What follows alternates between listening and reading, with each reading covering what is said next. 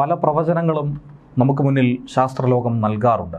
ലോകാവസാനം എന്ന രീതിയിലും പല വിപത്തുകളും നമ്മെ തേടി എത്തുന്നു എന്ന തരത്തിലുമൊക്കെ തന്നെ പ്രവചനങ്ങൾ വരാറുണ്ട്, പഠനങ്ങൾ വരാറുണ്ട്.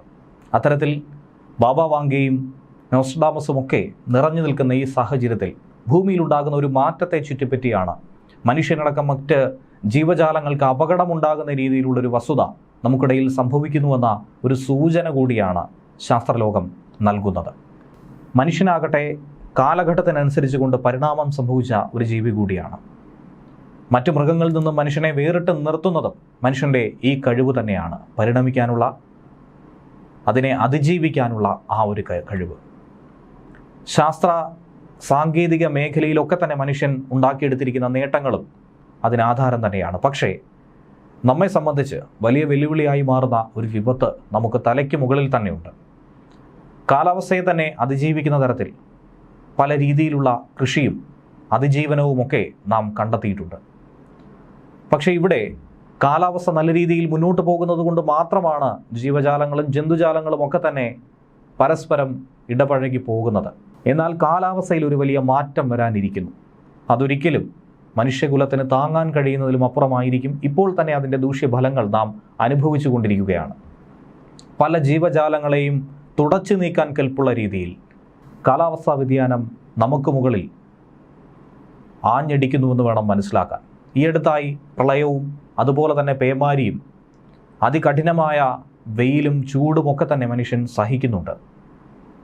ഈ വാർത്ത വായിക്കുന്ന സമയത്ത് പോലും ജപ്പാനിൽ വലിയ തോതിലുള്ള ഭൂചലനങ്ങൾ രേഖപ്പെടുത്തിക്കൊണ്ടിരിക്കുന്നു. ഇത്തരത്തിലുള്ള സംഭവങ്ങൾ ഉണ്ടാകുന്നത് മനുഷ്യകുലത്തെ തന്നെ സാരമായി ബാധിക്കുന്നുണ്ട്. അങ്ങനെ ഒരു കണ്ടെത്തലാണ് ബ്രിട്ടനിലെ ബ്രിസ്റ്റോൾ സർവകലാശാലയിലെ ഗവേഷകർ നടത്തിയത്. ഡോക്ടർ അലക്സാണ്ടർ ഫാൻസ്വിത്ത് ആണ്.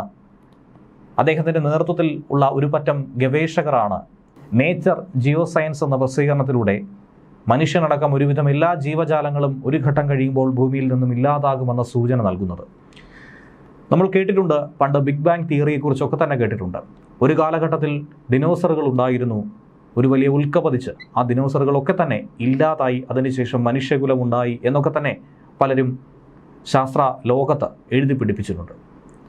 അത്തരത്തിലുള്ള സംഭവങ്ങൾ ഇനിയും സംഭവിക്കാം. ഒരുപക്ഷെ നാം ചരിത്രമായി മാറിയേക്കുമെന്നാണ് സൂചന. അത്യപൂർവമായൊരു സാഹചര്യം നമുക്ക് മുന്നിൽ ഉണ്ടാകാനുള്ള സാധ്യതയുണ്ട്. ഭൂമി ഉണ്ടായ ശേഷം ആദ്യമായി ഉണ്ടായ ഭൂഖണ്ഡം വാൽബാറയാണ്. എന്നാൽ 336 മില്യൺ വർഷങ്ങൾക്ക് മുന്നേ അന്നത്തെ ഭൂഖണ്ഡങ്ങളൊക്കെ തന്നെ ചേർന്നുകൊണ്ടൊരു വമ്പൻ ഭൂഖണ്ഡം രൂപപ്പെട്ടിരുന്നു. അതിനെയാണ് പാൻജിയ എന്ന് പറയുന്നത്. പാൻജിയയെക്കുറിച്ച് ഒരുവിധം ആളുകളെങ്കിലും കേട്ടിട്ടുണ്ടായിരിക്കും പഠന സമയത്ത്. പിന്നീട് നാളുകൾ കഴിഞ്ഞ് ഈ ഭൂഖണ്ഡം തകർന്ന് പല ഭാഗങ്ങളായി മാറി ഏറ്റവും ഒടുവിൽ ഇന്ന് കാണുന്ന ഭൂഖണ്ഡങ്ങളായി മാറിയിരിക്കുന്നു. ഇനി ഭാവിയിലാകട്ടെ വരാനിരിക്കുന്ന ഒരു വലിയ വിപത്തെന്ന് പറയുന്നത് ഈ ഭൂഖണ്ഡങ്ങളൊക്കെ തന്നെ ചേർന്ന് ഒരൊറ്റ ഭൂഖണ്ഡമായി മാറും. അന്ന് മനുഷ്യനടക്കം ഒരുവിധം എല്ലാ സസ്തനികളും ഇല്ലാതാകുമെന്നാണ് ശാസ്ത്രലോകം ചൂണ്ടിക്കാണിക്കുന്നത്. അത്തരത്തിലൊരു സംഭവം ഉണ്ടായിക്കഴിഞ്ഞാൽ ഉണ്ടാകുന്ന വിപത്ത്, അതിനെ താങ്ങാനുള്ള ശേഷി മനുഷ്യകുലത്തിനില്ല. ദിനോസറുകളുടെ അവസാനത്തിന് ശേഷമുണ്ടാകുന്ന ഒരു വൻ വംശനാശമായി ഈ വിഷയം മാറിയേക്കുമെന്നും പഠന റിപ്പോർട്ടുകൾ സൂചിപ്പിക്കുന്നുണ്ട്. അതിശക്തമായ കാലാവസ്ഥാ വ്യതിയാനങ്ങളെ, മാതൃകകളെ, ഇതിനെയൊക്കെ തന്നെ പഠന വിഷയമാക്കി, പഠനവിധേയമാക്കി ഇതൊക്കെ കൃത്യമായി ഗവേഷകർ തരംതിരിച്ചു വച്ചിരിക്കുന്നു. അങ്ങനെയാണ് ഒരു കണ്ടെത്തലിലേക്ക് കടക്കാൻ കഴിഞ്ഞിരിക്കുന്നത്. ഇനി വരാനിരിക്കുന്ന പല വിഷയങ്ങളും ഇത്തരത്തിൽ ഗവേഷകർ ക്രോഡീകരിച്ചിട്ടുണ്ട്. അങ്ങനെ ഒരു മുന്നറിയിപ്പ് കൂടിയാണ് ഭാവിയെപ്പറ്റി പറഞ്ഞിരിക്കുന്നത്. ഒരൊറ്റ ഭൂഖണ്ഡം എന്ന നിലയിലേക്ക് അത് മാറുമ്പോൾ പാൻജിയ അൾട്ടിമ എന്ന പേരിട്ടാണ് അവർ അതിനെ വിളിച്ചിരിക്കുന്നത്. ഇത് രൂപം കൊണ്ടുവരികയാണെങ്കിൽ ഇന്നത്തെ പോലത്തെ കാലാവസ്ഥ ആയിരിക്കില്ല. നമുക്ക് തന്നെ അറിയാവുന്നതാണ് ഭൂമിയിൽ പല രീതിയിലുള്ള കാലാവസ്ഥ. കൊടും തണുപ്പ്, കൊടും ചൂട്, മരുഭൂമി പോലെ ഉണ്ടാകുന്നത്, മഞ്ഞുകാലം ഉണ്ടാകുന്നത്, ഇതൊക്കെ തന്നെ സാധാരണ കാലാവസ്ഥ നാമൊക്കെ അനുഭവിക്കുന്ന ഒരു നോർമൽ ടെമ്പറേച്ചർ എന്ന രീതിയിൽ നമ്മൾ വിശേഷിപ്പിക്കുന്ന കാലാവസ്ഥ, ഇതെല്ലാം മാറി മറിയും. അങ്ങനെ വരുമ്പോൾ ആർക്കും തന്നെ ഇവിടെ അതിജീവിക്കാൻ കഴിയാത്തൊരവസ്ഥ ഉണ്ടാകും. ഒട്ടും സുഖകരമല്ലാത്ത ഒരു കാലാവസ്ഥ രൂപപ്പെടും. ടെക്ടോണിക് പ്ലേറ്റുകളുടെ ചലനങ്ങൾ, സൗരോർജ്ജത്തിൽ വരുന്ന മാറ്റങ്ങൾ, ഹരിതഗ്രഹവാതകങ്ങളുടെ അളവിൽ വരുന്ന മാറ്റം, ഇതിനെയൊക്കെ തന്നെ പഠിച്ച് വിലയിരുത്തി തന്നെയാണ് ഡോക്ടർ അലക്സാണ്ടറും സംഘവും ഇങ്ങനെ ഒരു നിരീക്ഷണത്തിലേക്ക് കടക്കാൻ തയ്യാറായത്. ഇത് ഉറപ്പായും സംഭവിക്കുമെന്നല്ല, ഒരു പക്ഷേ ഇത് സംഭവിച്ചേക്കാം. അതിനുള്ള സാധ്യതകളും നമുക്ക് മുന്നിലുണ്ട്. ലക്ഷക്കണക്കിന് വർഷങ്ങൾ കഴിയുമ്പോൾ അന്ന് ഇന്നത്തെ ഭൂഖണ്ഡങ്ങൾ അത് പലതരത്തിലുള്ള മാറ്റങ്ങൾ സംഭവിച്ചേക്കാം.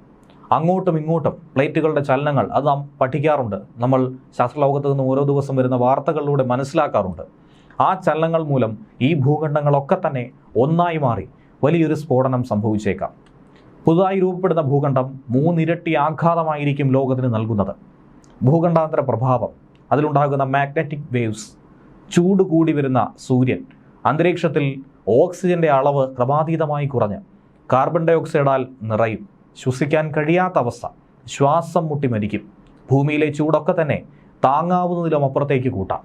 ഇതൊക്കെയാണ് സംഭവിക്കാനിരിക്കുന്ന വിപത്ത്. വിശാലമായൊരു ഭൂപ്രകൃതി ഉണ്ടാകുമ്പോൾ ചുട്ടുപൊള്ളുന്ന ചൂടുള്ള പ്രദേശങ്ങളിൽ ജീവജാലങ്ങൾക്ക്, ജന്തുജാലങ്ങൾക്കൊന്നും തന്നെ ജീവിക്കാൻ കഴിയാതെ, പൊരുത്തപ്പെട്ടു പോകാൻ കഴിയാത്തൊരു പ്രശ്നമുണ്ടാകും. ഇനി സൂര്യൻ്റെ അവസ്ഥ പറയുകയാണെങ്കിൽ ഇപ്പോൾ തന്നെ നമുക്കറിയാവുന്നതാണ്, ഒരു 10 വർഷം മുന്നേ ഉള്ള താപനിലയല്ല ഇന്ന് രേഖപ്പെടുത്തുന്നത്. ഒരു 20 വർഷം മുന്നേ ഉണ്ടായിരുന്ന കാലാവസ്ഥയല്ല ഇന്നുണ്ടാകുന്നത്. അതുപോലെ തന്നെ 20 വർഷങ്ങൾക്ക് ശേഷവും 200 വർഷങ്ങൾക്ക് ശേഷവും ഇത്തരത്തിലായിരിക്കില്ല സൂര്യൻ്റെ ചൂട്. അതികഠിനമായിരിക്കും, താങ്ങാവുന്നതിലും അപ്പുറമായിരിക്കും. അതിലെടുത്തു പറയേണ്ടത് ഏറ്റവും അപകടകാരിയായിട്ടുള്ള വികിരണ തോത് കൂടിയ സൂര്യരശ്മികൾ തന്നെയായിരിക്കും ഭൂമിയിലേക്ക് പതിക്കുന്നത്. അത് താങ്ങാനായി നമ്മുടെ ജന്തുജാലങ്ങൾക്കൊന്നും തന്നെ സാധിക്കാതെ വരും. മനുഷ്യന് പിടിച്ചു നിൽക്കാൻ കഴിയാതെ വരും.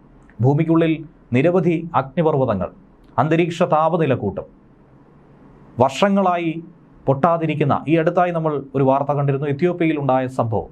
സമാനമായി തന്നെ വർഷങ്ങളോളം ഭൂമി പിറവിയെടുത്ത സമയം മുതലുള്ള അഗ്നിപർവ്വതങ്ങളിൽ പലതും പൊട്ടാനുള്ള സാധ്യത. അങ്ങനെ സാധാരണ നിലയിൽ നിന്നും കാലാവസ്ഥ, ചൂട്, താപനില വലിയ തോതിൽ വർദ്ധിക്കും. 50 ഡിഗ്രിയിലേക്ക് തന്നെ ചൂടെത്തിയാൽ മനുഷ്യന് പിടിച്ചു നിൽക്കാൻ കഴിയാത്ത അവസ്ഥയുണ്ടാകും. ശരീരോഷ്മാവ് കുറയ്ക്കാൻ കഴിയാതെ, ചൂട് താങ്ങാനാകാതെ മനുഷ്യരടക്കമുള്ള ജീവികൾ വെന്തുരുകി മരിക്കും. സൂപ്പർ വൻകര രൂപപ്പെടുമ്പോൾ സൂര്യന് ഇപ്പോഴുള്ളതിൻ്റെ 2.5% റേഡിയേഷൻ തോതുണ്ടാകും. അതോടെ മിക്കയിടത്തും കാലാവസ്ഥ 40 മുതൽ 70 ഡിഗ്രി വരെ ചൂടിലേക്ക് എത്തും. പിന്നെ പിടിച്ചു നിൽക്കുന്ന കാര്യം പറയേണ്ടതേയില്ല. സസ്തനികൾ പലതും ഏറ്റവും ബുദ്ധിമുട്ടായ അവസ്ഥ വരുമ്പോൾ, കാലാവസ്ഥ നേരിടുമ്പോൾ കട്ടിയേറിയതോ പുറം ആവരണത്തിലേക്കോ മാറിയതായിട്ടുള്ള ഹൈബർനേഷൻ എന്നറിയപ്പെടുന്ന ഉറക്കത്തിലേക്ക് മാസങ്ങളോളം ഒരുപക്ഷെ പോയേക്കും. പക്ഷെ മനുഷ്യനെ സംബന്ധിച്ച് അത് സാധിക്കില്ല. ഇനിയൊരു രൂപാന്തരം സംഭവിക്കുക എന്ന് പറയുന്നത് അസാധ്യമായിട്ട് തന്നെയാണ് ശാസ്ത്രലോകം വിലയിരുത്തുന്നത്.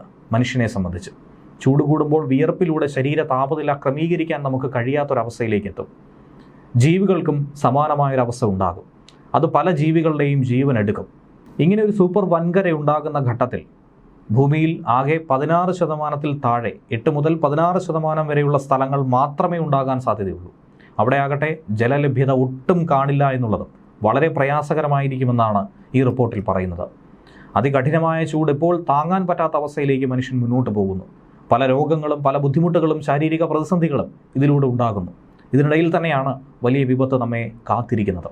നെറ്റ് സീറോ എമിഷൻ എന്ന ലക്ഷ്യം വളരെ വേഗം നമ്മൾ സ്വന്തമാക്കിയിരിക്കണം. ഇല്ലെങ്കിൽ ഇതിൻ്റെ വേഗത കൂടും. അടുത്ത കാലത്തായി അന്തരീക്ഷ താപനില തന്നെ വർദ്ധിക്കുന്നുണ്ട്. അത് വലിയ മുന്നറിയിപ്പാണ്. അതിലൂടെ തന്നെ ഈ മരണമണി മുഴക്കുകയാണ്. ഉഷ്ണതരംഗങ്ങൾ ഉണ്ടാകാൻ ഇടയാക്കിയിരുന്നു. ഇതൊക്കെ തന്നെ കാർഷിക വിഭവങ്ങളുടെ തകർച്ചയ്ക്ക് ഇത് കാരണമാകുന്നു. ഊർജ്ജ ഗ്രിഡുകളിൽ ഉണ്ടാകുന്ന തടസ്സം, ഇതിനൊക്കെ തന്നെ ഇത് കാരണമായി മാറുന്നുണ്ട്. ടെക്ടോണിക് ചലനങ്ങളും സമുദ്ര രസതന്ത്ര മാതൃകകളുമൊക്കെ പഠന വിഷയമാക്കി തന്നെയാണ് ഈ സംഘം ഈ നിഗമനത്തിലേക്ക് കടന്നിരിക്കുന്നത്.